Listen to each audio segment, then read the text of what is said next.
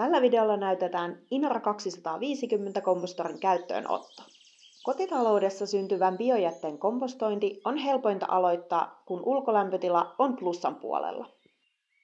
Inara 250 kompostori on lämpöeristetty ja sopii biojätteiden kompostointiin ympäri vuoden.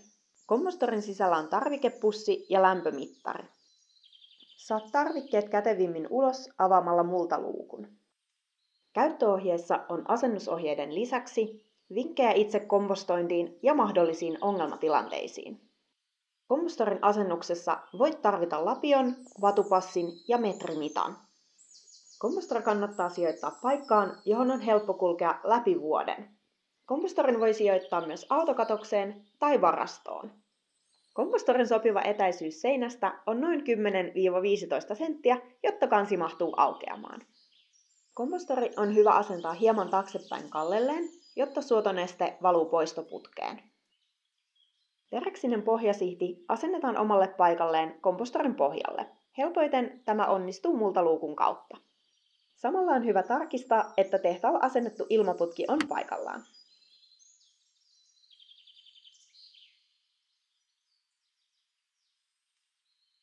Poistoputki liitetään kompostorin takakulmassa olevaan letkuliittimeen.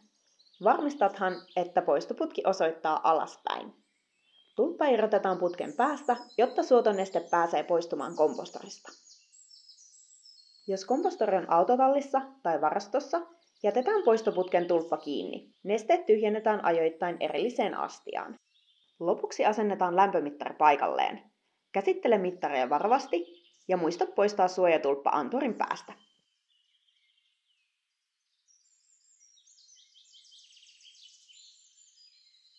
Kompostorin pohjalle laitetaan ensin karkeaa ainesta noin 10 senttiä.